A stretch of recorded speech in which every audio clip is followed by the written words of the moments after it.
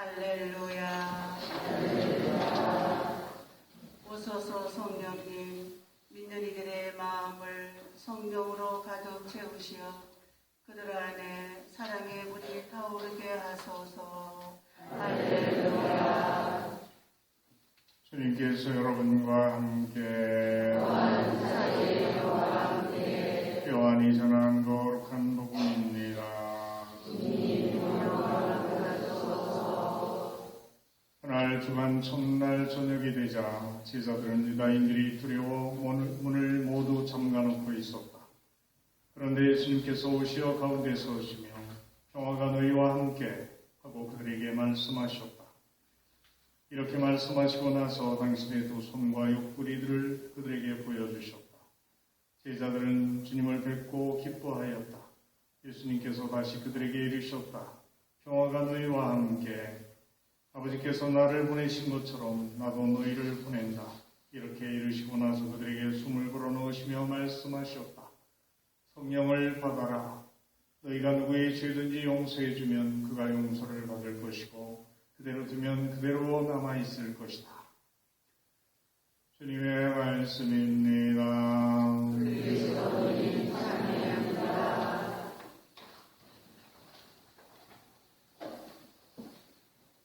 예수님 사랑합니다. 행복하세요.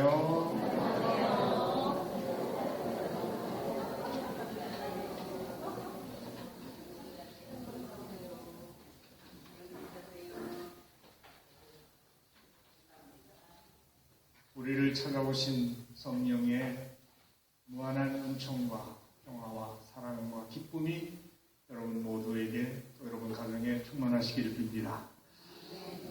오늘 성령 강림 대축일입니다. 이날은 교회의 생일입니다. 우리는 하느님께서 너무나 우리를 사랑하셔서 이 땅에 찾아오시는 두 번의 사랑을 체험합니다. 첫 번째는 어떻게 오셨어요? 성자 예수 그리스도께서 우리와 똑같은 육으로 인간의 몸으로 이 세상에 오신 날. 무슨 날이에요? 예수님 성탄 대축일이죠. 근데 육으로 오신 예수님은 가시면서 떠나시면서 약속하셨습니다. 뭘? 내가 가면 성령을 보내주시겠다. 성령이 오시면 내가 너희에게 일러주고 보여준 모든 것이 참된 진리임을 깨닫고 그리고 그 하늘나라의 신비를 너희는 믿고 살아갈 수 있고 그것을 통해 영원한 생명을 누릴 수 있을 것이다. 그리고 너희가 지은 모든 죄는 다 용서받을 수 있다. 그래서 너희는 묵은 인간이 아니라 새로운 인간으로 영원한 생명을 누리며 살아갈 수 있을 것이다. 이렇게 새 생명을 주시기 위해서 성령을 약속하셨습니다. 그래서 첫 번째 오심은 육으로 오셨고 두 번째 성령의 오심으로 영으로 이 세상에 오셨습니다. 그래서 지금 이 세상을 움직이고 있는 것을 보면은 무엇이 움직이고 있을까요? 보이는 것이 움직이는 것이 아니라 보이지 않는 바이러스가 이 세상 사람들을 다 두려움에 빠뜨리고 혼란에 빠뜨리고 어려움을 겪게 하고 있죠. 그런데 이런 보이지 않는 바이러스에 의해서 혼란을 겪고 있는 우리들에게 성령께서 오시면 그야말로 백신과 같이 이 두려움으로부터 자유로워질 수 있게 해주신다. 성령 또한 보이지 않지만 실제로 모든 것을 지배하며 생명을 주시는 분이시기 때문이다. 그러한 의미에서 성령 강림 대축일은 어쩌면 예수 성탄 대축일보다 우리에게 더 큰 축제의 날이라고 볼 수가 있습니다. 그런데 우리는 그 의미를 올바로 깨닫지 못하고 있기 때문에 그만큼 충분한 찬미와 감사와 영광을 드리지 못하고 그 기쁨을 누리지 못하고 사는지 모릅니다. 인류가 창조되면서 죄를 짓게 되고 그리고 하나님께로부터 멀어지게 됐죠. 그리고 인간은 바벨탑을 쌓아서 스스로 교만하게 하늘까지 이루려고 했었지만 하나님께서는 그 바벨탑을 무너뜨리고 사람들을 온 세상으로 흩어놓으시고 갈라놓으셨습니다. 그래서 분열된 인간들, 이게 우리가 살고 있는 세상의 모습인데 이런 세상을 다시 회복시켜 주시는 분이 누구시냐? 바로 성령이시다. 그래서 성령께서 오심으로써 사도들은 두려움에 떨고 문을 닫아걸고 있었지만 이제 문을 열고 세상에 나가서 예수 그리스도를 주님이시라고 선포하며 복음을 전하기 시작했습니다.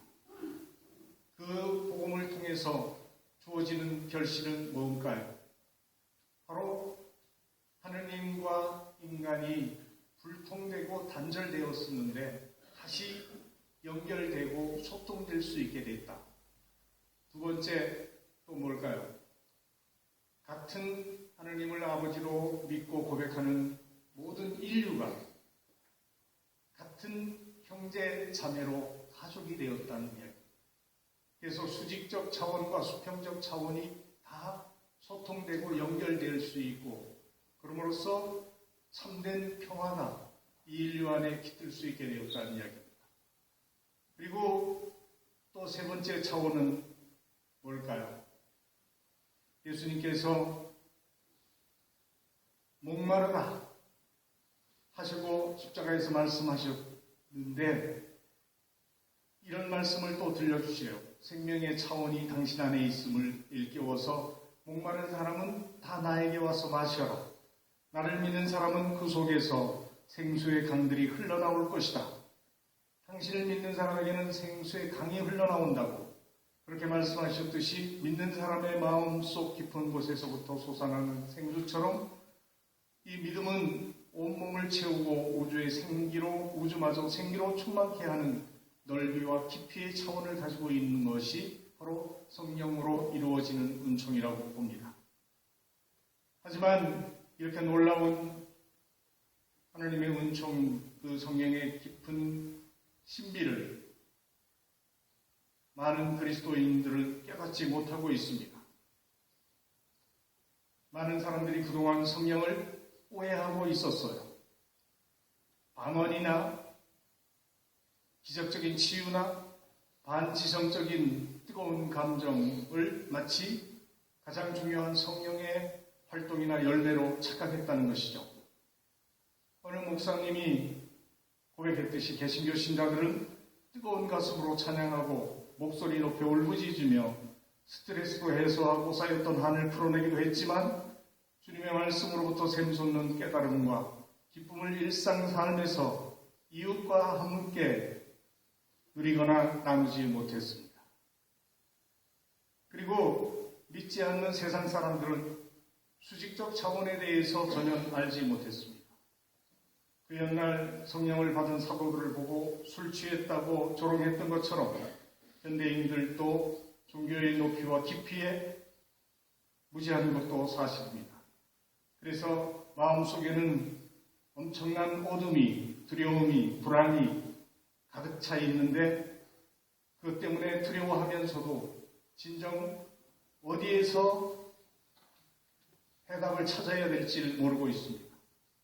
이성의 힘으로 문명을 만들고 거기에 스스로 천사를 보내며 감탄하지만 무한한 욕망의 결과는 이 유한한 지구 생태계를 망쳐놓게 되었고 인간 자신의 생명마저 잃어가게 되었다는 사실을 우리 눈으로 똑똑히 보고 체험하고 있기 때문입니다. 그래서 성령을 올바로 깨닫고 믿는 것은 우리들에게 무엇보다 중요한 일입니다. 그럼 성령은 또 어떤 분이실까요? 한마디로 성령은 생명의 영이십니다. 성령을 상징하는 표징들, 물, 불, 바람, 숨, 이런 단어들이 의미하듯이 성령은 우리들에게 생명을 수여하며 살아갈 힘을 주고 기쁨의 근원이 되며 희망의 원천이 됩니다. 본래 성령께서는 세상이 창조될 때부터 하느님 아버지와 함께 계셨습니다. 또 구약 성경이 증언하듯이 성령은 당신이 선택한 이스라엘 백성 안에서 위험이 닥칠 때마다 백성의 지도자들, 판관이나 왕이나 예언자들을 통해서 그 백성을 구원하시며 함께 하셨습니다. 또 신약에 와서는 온 세상이 구원을 갈망할 때 나자렛 처녀 마리아에게 임하시어 예수님의 잉태를 가능하게 하셨습니다. 그래서 우리는 예수 그리스도의 강생이 동정녀 마리아의 잉태로 가능하게 성령으로 말미암은 것임을 고백합니다. 그 성령은 예수님께서 세례를 받으실 때 비둘기 모양으로 나타나셨고 예수님을 광야로 내보내고 온 세상을 돌아다니며 복음을 선포하게 하셨습니다. 그리고 십자가의 순환과 죽음을 통해 하나님의 사랑이 얼마나 큰지를 분명히 깨닫게 해주셨습니다. 예수님을 부활케 하심으로써 최종적으로 하나님의 정의가 승리한다는 것을 분명하게 확인해 주셨습니다. 그리고 오순절날이 되자 다락방에 모여 기도하는 제자들 가운데 강림하셨습니다. 그리고 오늘 이 자리에 오셔서 우리와 함께 하십니다. 하지만 성령은 하나님의 말씀에 귀를 기울이는 사람들, 즉 하나님에게 주파수를 맞추고 겸손한 마음으로 하나님의 말씀을 듣고 그 뜻을 따라 살아가는 사람들, 자기 생각이나 자기 힘만으로 모든 것을 알 수 있고 할 수 있다는 생각을 버리고 겸손하게 모든 것을 하나님의 뜻 안에 순종하는 사람들에게 임하십니다. 하나님을 모르는 사람들은 허무와 무의미, 불안과 두려움에서 벗어나지 못하고 살수록 지쳐가면서 엉뚱한 곳에서 열쇠를 찾으려고 합니다. 하지만 우리 그리스도인들은 진정한 해답이 어디에 있는지 알고 있습니다. 바오로 사도는 세상 사람들은 썩어 없어질 월계관을 얻으려고 애쓰지만 우리는 썩어 없어지지 않을 월계관, 영원한 생명을 얻으려고 애쓴다고 했습니다. 그러면 세상 사람들이 썩어 없어질 것을 얻기 위해서 머리를 쓰고 몸을 단련하면서 애쓰는 것처럼 우리도 영원한 생명을 얻기 위해 성령의 힘으로 살기 위해서 어떠한 노력을 해야 되는지, 얼마만큼 노력을 해야 되는지 분명히 깨달아야 될 것입니다. 우리가 사탄의 유혹에 넘어가 속임수에 빠져들지 않고 세상이 숭배하는 돈과 권력과 명예, 욕망에 빠져들지 않는다면 우리는 언제나 성령의 은혜로 살아갈 수 있을 것입니다. 그리고 언제나 어디서나 눈을 들어 주님을 바라본다면 성령께서는 우리를 보호하는 그늘이 되어 주실 것이고 우리를 모든 재난과 환난에서 지켜주시며 건져주실 것입니다. 성령께서는 특별히 가난한 이들 그리고 아프고 병들고 약한 이들에게 위로가 되시며 그들의 치유가 되시고 구원이 되시는 분이십니다. 그리고 또한 우리가 한 인간으로 나약해서 저지른 죄를 용서해 주시고 악습에서 벗어나 새로운 삶을 살아가게 해 주시는 분이십니다. 그런 성령을 통해서 우리는 이 삶을 살아가고 있습니다. 한순간도 숨을 멈추면 살아갈 수 없듯이 성령이 없으면 우리는 살 수 없습니다. 바오로 사도는 이런 말씀을 하셨죠. 하나님께서는 질그릇 같은 우리 안에 엄청난 보화를 담아주셨습니다. 우리 자신의 몸뚱이 그렇게 위해하고 있지만 한낱 질그릇에 불과하다. 쉽게 깨질 수 있고 망가질 수 있는데 그럼에도 불구하고 하나님께서는 우리 안에 엄청난 놀라운 보화를 담아주셨는데 그 보화가 뭐냐? 바로 당신의 성령이시다. 그래서 우리 안에 그 성령을 간직하고 성령을 모시고 살아가는 그런 신앙인이 되어야 우리는 진정으로 살아있는 신앙인, 살아있는 하나님의 자녀가 됩니다.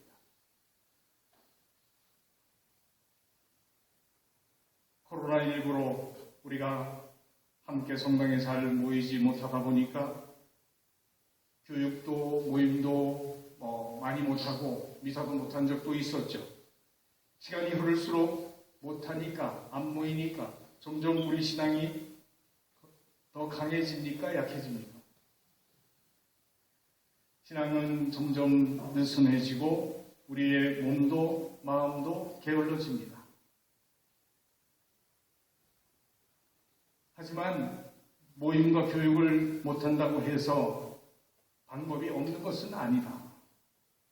우리 교회 안에서 지금 여러 가지 방법으로 신앙과 관련된 영상과 또 교육과 성경 공부와 매일 미사와 교리문답과 여러 가지 평방송 등을 통해서 또 SNS를 통해서 계속 제공하고 있는데 위험이 있을 때 그것을 통해서 오히려 내적으로 더 건강하게 우리 자신을 키워갈 수 있는 계기도 될 수 있다는 생각을 합니다. 그렇게 내면을 건강하게 키워가게 되면 우리는 어디에 이 코로나 환경 속에서 오히려 더 건강하게 잘 살 수 있는 그런 성숙한 신앙이 될 수 있다는 이야기. 제가 이 코로나가 발생해서 어려움이 생겼을 때 누차 말씀드렸었죠. 이 바이러스를 이길 수 있는 것은 뭐냐? 백신인데 백신이 뭡니까? 우리 안에 면역력을 갖는 거예요. 그 면역력을 지니려면 우리 마음에 뭐가 있어야 돼요? 평화가 있어야 돼요. 기쁨이 있어야 돼요. 그리고 사랑이 넘쳐야 돼요. 그러면 우리 삶은 기쁨으로 충만하기 때문에 바이러스가 침범해도 그 면역력 때문에 우리가 고통받고 그것 때문에 쓰러지지 않아도 된다는 얘기죠. 바로 성령 강림은 우리에게 그런 백신과 같다. 이런 생각을 하면 성령께서 오셔서 우리 마음을 당신의 사랑과 평화와 기쁨으로 충만케 해주시도록 우리는 청하면서 이 축제를 지내야 된다 생각합니다.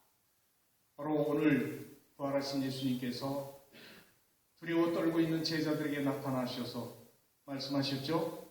평화가 너희와 함께.